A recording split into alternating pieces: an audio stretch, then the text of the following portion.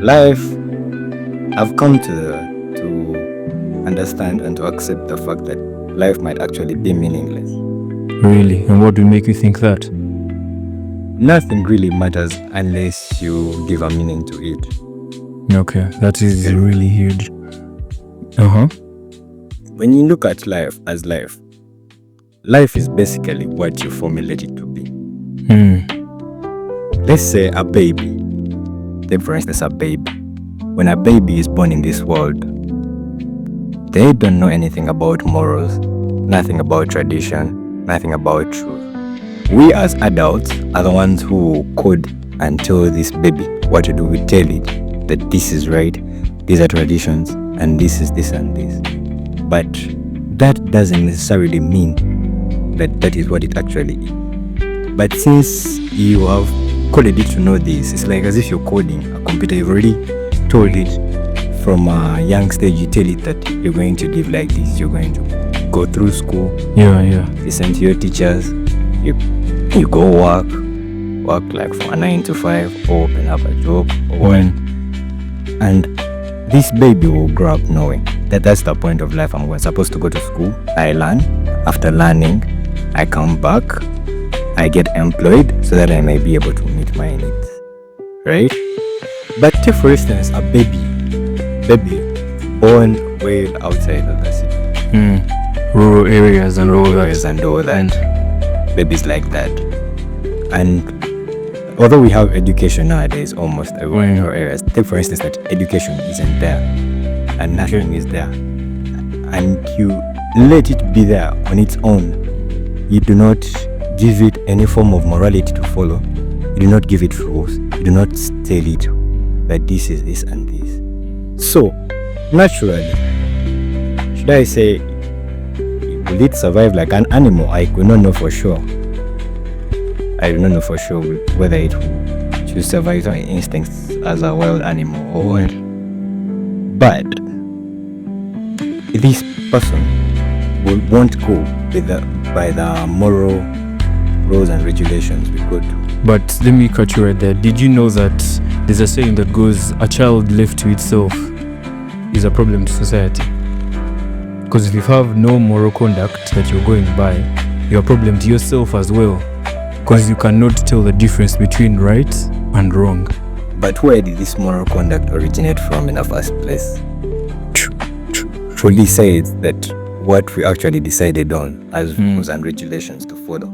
Well, I think that actually comes two things. I think it is in you, conviction, where that's the ability to feel and separate right from wrong, where I can tell that this is right. But then in life you reach a point of when you constantly do something, conviction tends to die, that you cannot differentiate anymore what is right and what is wrong. And you find that's why we have thieves, because they have stopped differentiating that stealing is bad and it has now become a normal thing for them. So they do not feel convicted, they do not feel guilty for doing what they are doing. But do you know that if you are not told this initially and no one informed you that stealing, or let's say people own gardens, I go to your garden and pluck out something for survival initially, that wouldn't have been theft.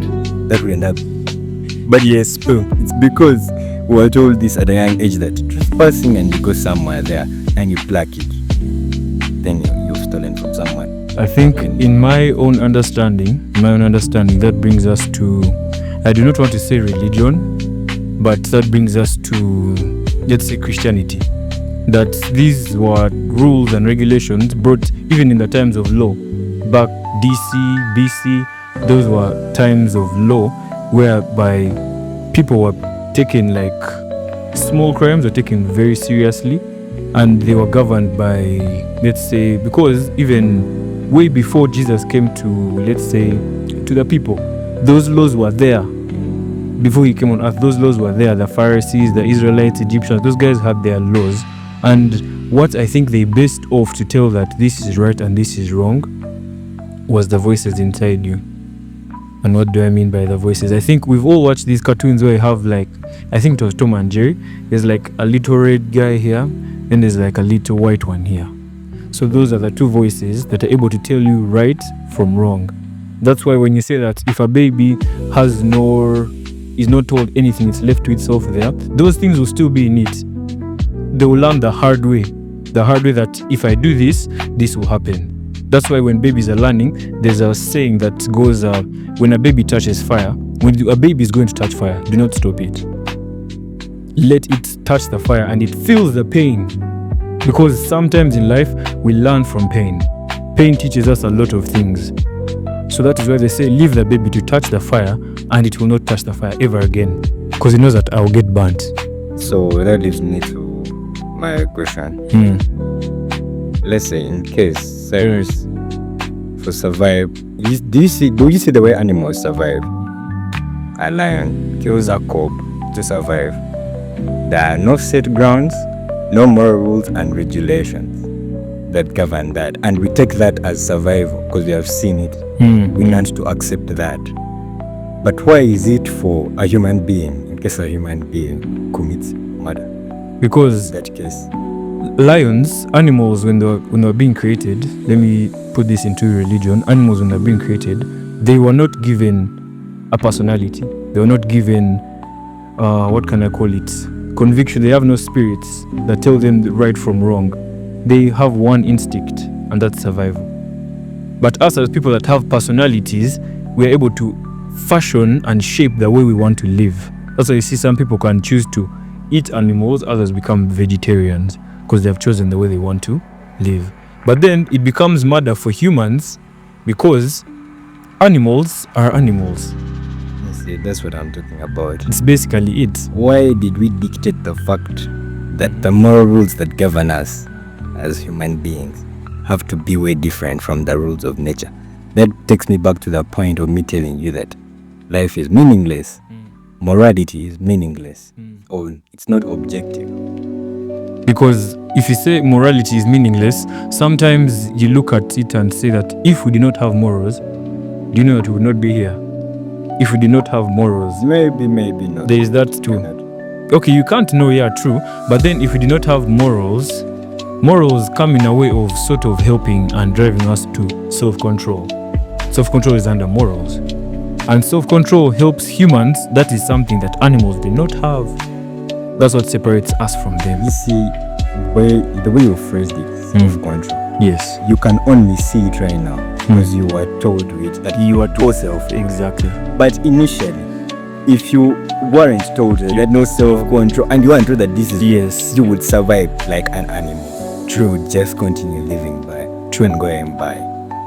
So you've mentioned something that has actually caught my attention and said life is meaningless. What actually brings you to such a deduction that it's not meaningless? Because I'm sure you being here, you've made several achievements, you have your hobbies, you have your goals.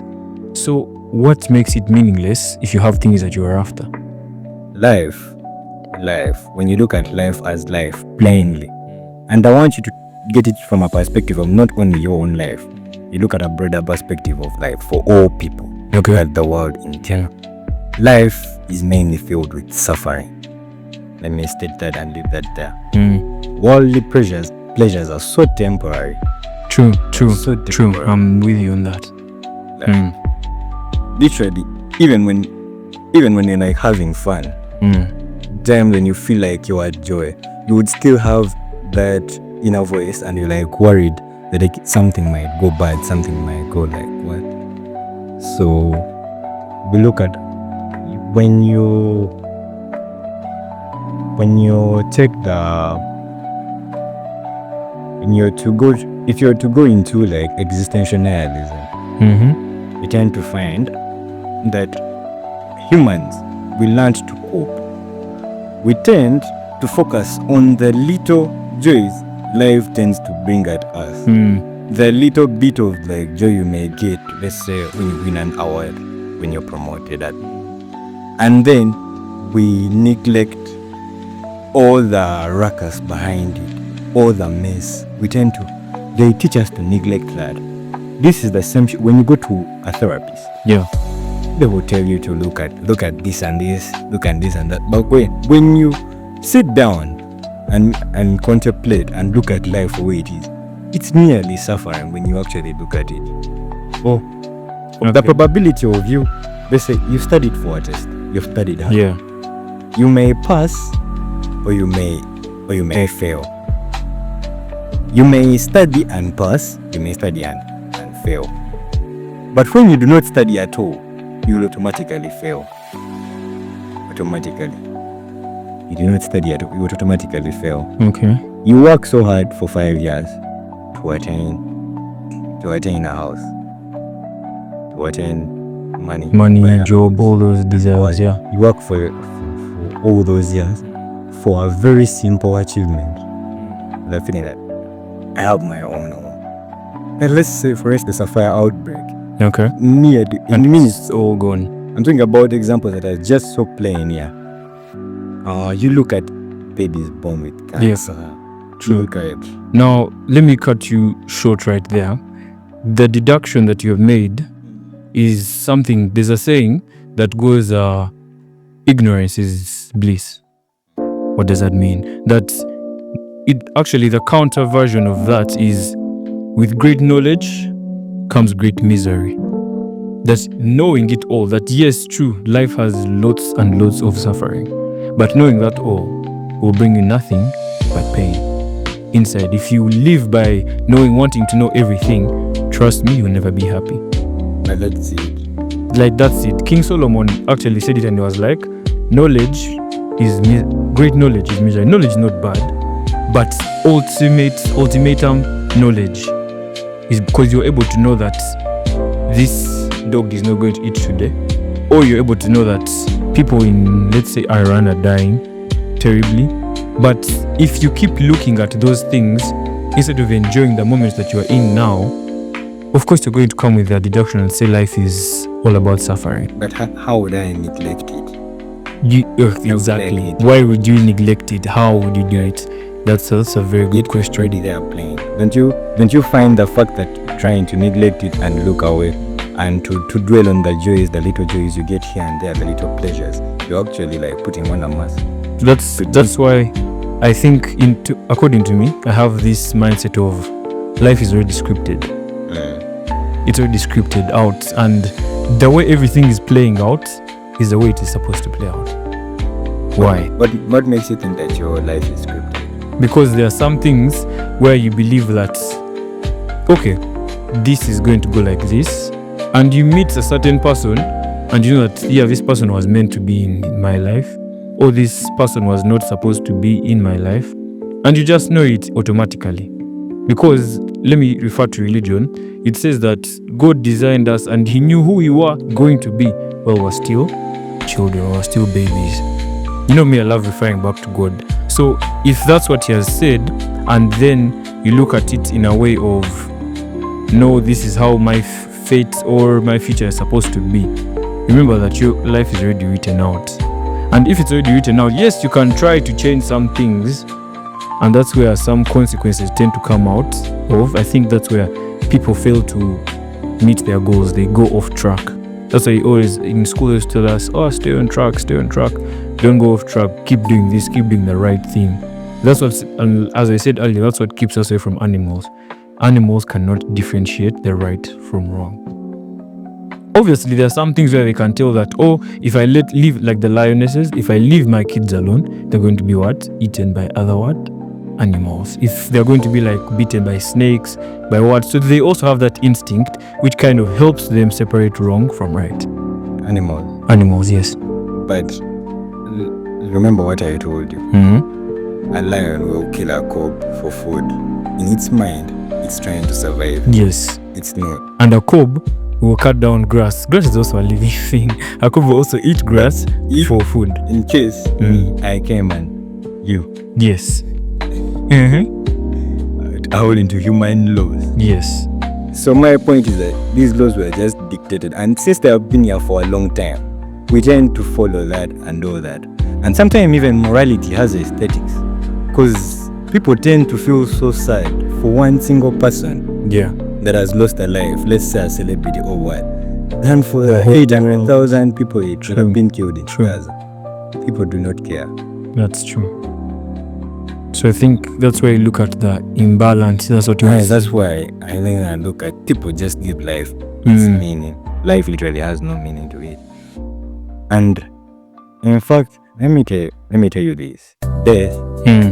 If you become conscious enough, you will tend to look at death being way better than life. Yes, I've had so many people say that you are freed from the cage or prison of life, with all this chaos, all these things going on in life right now. Death kind of frees you. We did not know what really happens after death. Yes, We are not so sure. But what you know that you've escaped all this misery and all that, all the worrying, and then you. that's why I believe in the saying that live every day, live your life one day at a time. Because if you start worrying about what is happening, what is going to happen a week after, 2 days after, that's what causes you the misery. So live in the moment, enjoy the moment. That takes me back to your reference. You are referring to religion and Christianity as a whole. I would like to also discuss about that. Be my guest. Okay. My first question is God all powerful and all knowing? Yes, God is all powerful and all knowing. That is why I said that our lives have all been scripted out. Because He is all knowing. He knows how everything is playing out or it is going to play out. Third question, is God all loving? Yes, God is all loving. Okay. Now, get ready to answer this. I'm ready. Fire me up. God is all loving. If God really loved us that much, why would He put us into a world that is mainly filled with suffering, pain, sorrow, and all that? Why would God let a baby who does not know anything about this world to be born into cancer? Why would God let wars continue to take place? All the wars that take place and annihilate all innocent lives. If He was all loving, why would He let all that happen? I would understand it if you told me if life is pleasures were greatly outweighing the sufferings, whereby it's easy to get joy than to suffer. Then maybe I would be a believer. I'm an unbeliever, by the way. Yeah, I'm deconstructed. But you find it that you cannot escape the sufferings are literally there. So in case we have a Father who's watching up from above and He really cares about that, why would He just sit and let this all happen to humans? Now, let me answer you straight away. I'm going to answer one question with a question. He said, why does He let us be born into a world of suffering? Number one, where did suffering come from?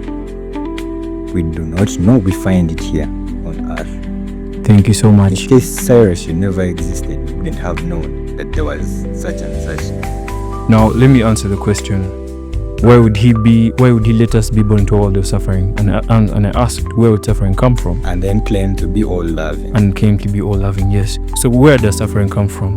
Me as a believer, I'm going to understand it from a believer's perspective and also go to the world's perspective. One, suffering came from the Garden of Eden, where it all began from when the fall of man happened. For those divinity students or those in divinity courses, that story. Yes, fall of man. I have a series of questions I'm going to ask you after. Yes, I think we'll keep that for the next episode, guys. We are going to have to bring him back. Trust me, we're going to have to bring him back. So, the fall of man, the Bible says that the fall of man led to endless things. It begins with Eve getting God told them not to go to a tree. This is what the Bible story. She said, God told them not to go to a tree. If they eat from that tree, they will gain wisdom of all knowing what is and what is not. And since they went and ate from that tree, we became cursed. Yes, and that is the curse. Now let me thank you so much. You've actually answered yourself. That is the curse that every child, when they're born, they carry that curse with them. It brings you back to my question. Why would an all-loving God punish people He claims to love so much just because of a mistake done by two people? Now, when we are born, we are born into death. Let me answer that for you. When we are born into death. Because when Adam ate the forbidden fruit with Eve, man died. That was the end of man. in the how can I say it? That was the end of man in the point of view whereby we all fail and we each carry that sin as we are born. As we are born. As we are born. That is the suffering that we are born into. Now the only way to get out of that suffering is to accept God. Because once they ate the fruit, we denied God. How did we deny it? By not listening to him and accepting what he was telling us not to take the fruit. We all denied him. Adam denied him because they call him the eternal father. So man denied God. So the only way to get out of that suffering is to accept God back. Doesn't that make God evil? Well, if you look at it in a perspective... Look, let me tell you something. Why would I punish Cyrus for a mistake Cyrus's grandfather did? Let's say Cyrus's grandfather robbed my grandfather. So I find Cyrus, I end up hating. We keep talking about these topics like tribalism, nepotism and all that. That's like this. It's like the same scenario, the same case. Why would God punish an innocent baby and leave it to be born with cancer and it dies with chronic? Because it really doesn't make sense to me. Because of a mistake Adam did way back. And when you proceed with the biblical teachings and all that, when you talk about the coming of Jesus and how he came and then died for our sins. So then, if he died for our sins and all that, why is that suffering still there? Why wouldn't? You get what I'm saying? Yeah, I'm getting. I don't get why an all-loving father would go ahead and punish an innocent baby with cancer. Let me answer you. Because of a mistake that someone Adam did. This baby did not know about the existence of Adam. Why would I cut off Cyrus's hand? Because Cyrus's grandfather robbed my grandfather. Why? That makes it. That's so good. Let me answer you and start by saying, man. The Bible clearly states it that the fall of man, it does not say the fall of Adam. This is a general, it literally states it generally. The fall of man denied God, man disobeyed God. I don't say Adam disobeyed God. I get that, I get what you're trying to explain. But my question to you is, why doesn't that make you... Okay, let me ask you a question. It's going to answer everything. If I come and chop off your hand because my father grew, yes, so as on that, would I be evil or wouldn't I be evil? According to human law. That's where reconciliation comes from. That's where reconciliation. First tell me, I'd cut off your arm, and then because my grandfather robbed your grandfather. According to human law, won't they charge me? Yes, on any law you would be charged. You actually be charged. Then why would you? Why would he do that? Well, first of all, him doing that is not him judging you, is because he stated it clearly in his commandments. Man shall not do so and so. Man shall not do so and so. Man shall not do ABC. Those are the laws that you were talking about earlier. Those are the laws that this baby who's born with cancer doesn't even know about the existence of the 10. Keep in mind, this baby is born and is carrying the what? The eternal sin. This baby is born and is still carrying. That is why you are able to see that some in Christianity, when a baby is born, that means they pray for it. God is not all loving. Well, it's not then. If he is not all loving, then why would he send his son to die for us? I don't think any person would send their son. You do not know the son, you do not know him, but why would I send my son to come for you and die for your sins if I do not love you? I'm also asking, now I'm going to ask you this question. Why would God die for humans to forgive God? Does that make sense to you? What do you mean by to forgive God? Isn't it to forgive humans? To forgive humans. Why? Why would he? Because his death was a death. He put himself there in a death that we were originally supposed to take. Because in the beginning, he said that you eat that fruit, you will die. But that mercy that he showed us by giving us his son is the very love that you're talking about. And this happens a lot to us in life, that we tend to forget the good that has happened to us, that has been done for us, and we look at the bad that we have now. But it's mainly bad. That's what I'm telling you. People will preach to you, follow that good. But when you look at life as life presents itself in a very ugly manner. You're actually the one, you as a person, You're the one who's supposed to create the good in it. You're Yes. supposed to create your own. They say it starts from you. And yeah. True. But life in itself presents itself with sufferings. Let's go back. I don't want us to deviate out.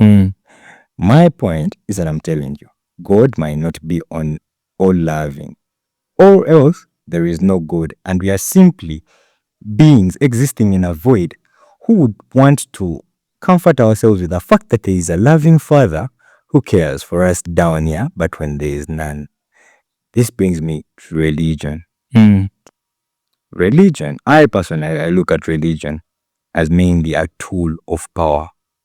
Mainly a tool of power. It has its pros and cons. The pros of religion brought about morality. True. You know, in actual sense, the way humans like used to live without religion, it's like what I told you initially. You wake up, no one told you that killing another human is wrong or what. If I see you with something I like, let's go back to those bad times. Maybe you have like logs of wood, something I like. So naturally, if I was like a lion, I kill you to obtain that. Take for instance, because a lion kills a cub when it wants to obtain meat as food. Religion brought about that morality, bring about human law, and bring about all that. Yeah. But also, religion itself, it has its cons, and the cons are a lot. Religion really keeps the power in power. It keeps the powerful in power. Keeps the powerful in power. So I think, as we've said that, we are going to catch it all back in episode 2. It has been a lovely episode, and without further ado, we are going to catch each of you back on the part 2 of this